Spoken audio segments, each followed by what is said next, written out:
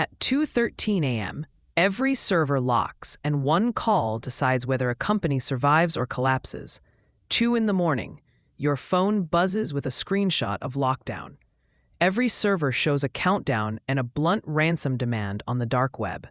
Your CTO texts, customer data stolen, systems encrypted, time is running out.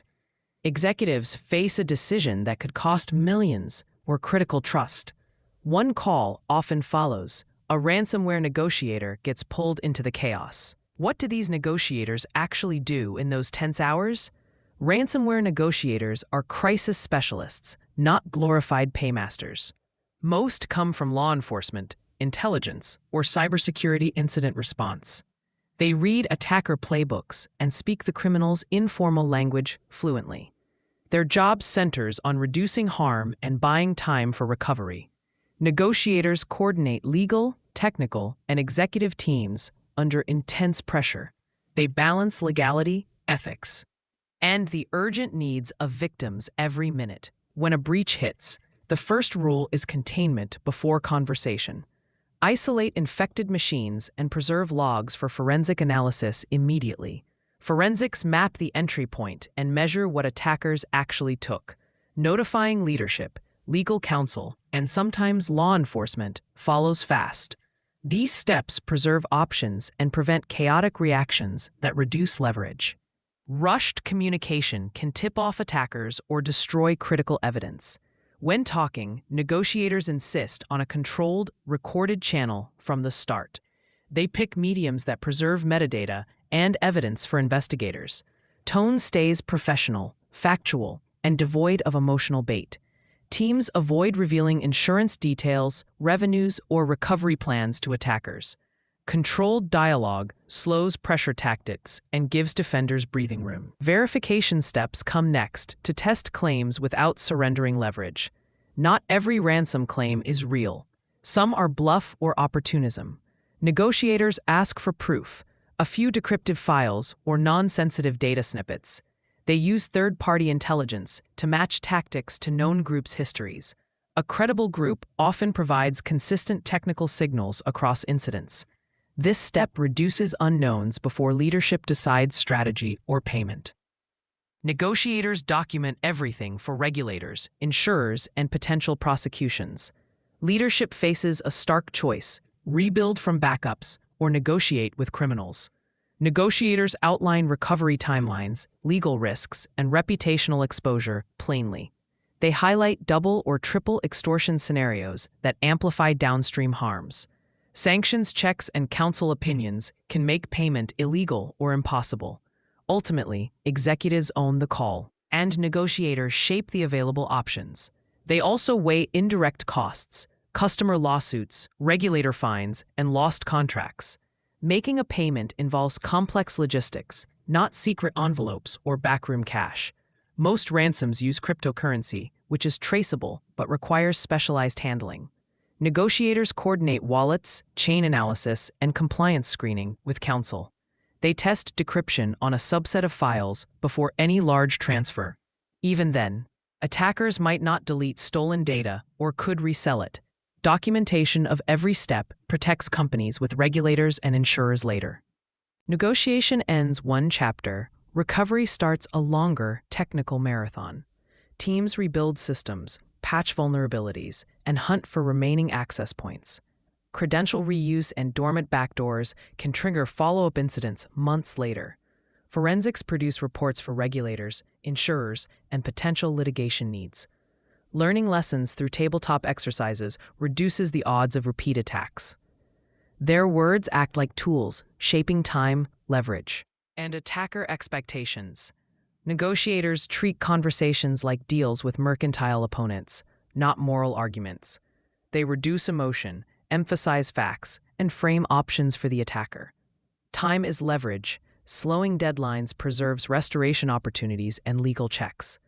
Occasional flattery or calm assurances can humanize victims without revealing weakness.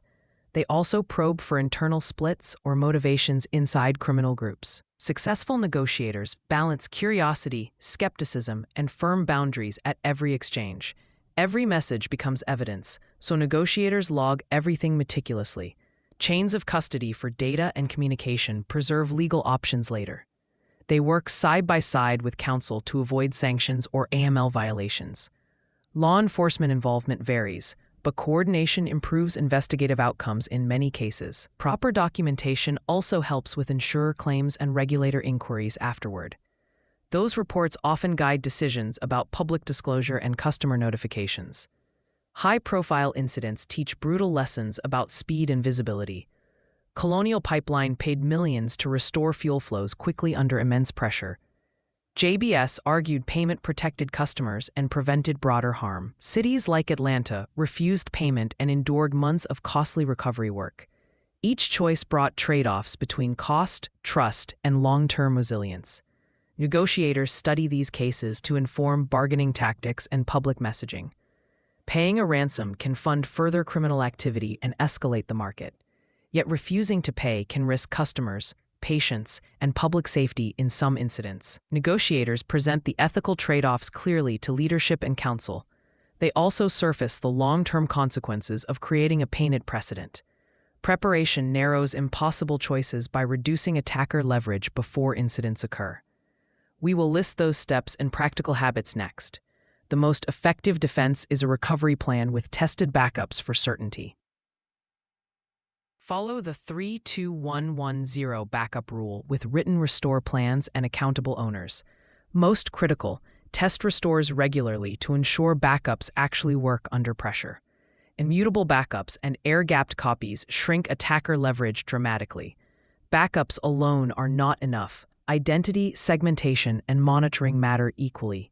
Regular drills and verified playbooks make these defenses operational when needed. Most breaches start with compromised credentials, so identity is primary defense. Enforce multi-factor authentication for every account, especially administrators and remote access. Limit administrative privileges with just-in-time access and strict role-based controls. Monitor logs for anomalous logins and credential use across critical systems.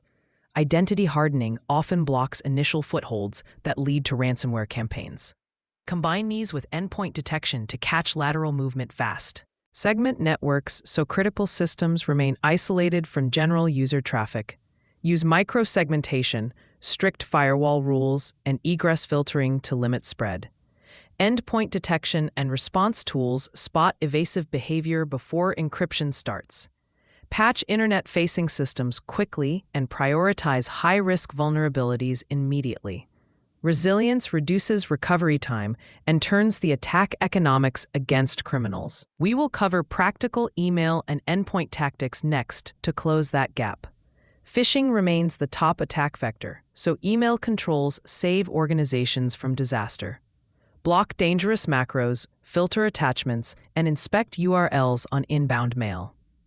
Run realistic phishing simulations to train staff and measure behavioral changes over time. On endpoints, limit scripting, enforce application allow lists, and monitor execution continuously. Good hygiene turns targeted attacks into noisy failures defenders detect faster. Now imagine your vendors and SaaS providers as channels attackers might exploit. What then? Third-party access often creates unexpected pathways into critical systems. Inventory vendors map their access and require minimum security standards contractually. Use conditional access and monitor vendor sessions in real time when possible. Limit privileged API keys and rotate secrets frequently for SaaS integrations. A vendor compromise can bypass strong internal controls instantly, but if they do, swift incident plans still beat panic every time. A negotiator's normal day is mostly caution, paperwork, and quiet influence. They review threat feeds, update playbooks, and train incident teams routinely.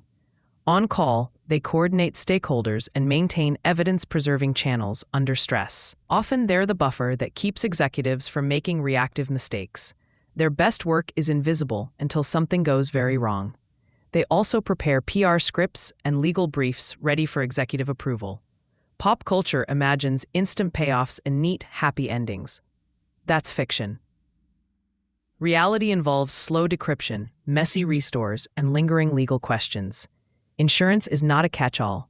Policies have exclusions and strict procedures. Negotiators rarely deliver magic discounts, but they preserve choices and time for leaders. Understanding these realities helps leaders make more defensible decisions fast. The next section gives a concise, lawful checklist to follow immediately. First, isolate affected systems. Don't shut everything off blindly. Preserve logs and evidence to keep future investigative and legal options open. Call your incident response provider, legal counsel, and your cyber insurer right away. Notify law enforcement according to counsel guidance and regulatory requirements. Control internal and public messages. Avoid admitting liability before facts are clear. We will show how tabletop drills and retained partners make this sequence second nature. After recovery, teams run a rigorous post-incident review without blame. They map failures, update controls, and revise playbooks based on evidence. Tabletop exercises simulate scenarios to speed decisions and reduce panic responses. Retaining an IR firm before crises shortens response times dramatically. Regular testing converts theoretical plans into practiced muscle memory for teams. Next, we'll offer a short vendor and partner evaluation guide you can use immediately. Ask whether they have real incident experience with live negotiation outcomes. Confirm their evidence handling, documentation practices, and lawyer relationships. Ask for sample playbooks, response SLAs, and references from recent incidents. Check whether their negotiation team includes former law enforcement or intelligence professionals. Good partners help you drill, document, and shorten recovery timelines measurably. This recap will be fast, practical, and ready for your leadership team. Quick recap: isolate, preserve evidence, involve counsel, and coordinate response teams. Build backups, harden identity, segment networks, and train staff regularly. Retain IR partners, document everything, and run tabletop exercises quarterly. These steps narrow attacker leverage and make negotiation less likely. You'll leave with a realistic checklist to put in front of your executive team, plus a short negotiator script example to help your initial conversations. Final checklist for executives: isolate, call counsel, notify insurers, and engage IR. Have tested backups, enforce MFA, segment networks, and rehearse tabletop drills monthly. If negotiation starts, document every message and involve counsel before any payment. Simple script example for initial contact. State intent to verify claims and document. End with a calm request for proof and timeline extension to buy time. Act now. Prevention reduces choices later, and negotiators help only after mistakes occur. If this helped, like the video and subscribe for practical cyber incident guides. Comment your top takeaway or ask for a sample tabletop exercise we can build into a follow-up.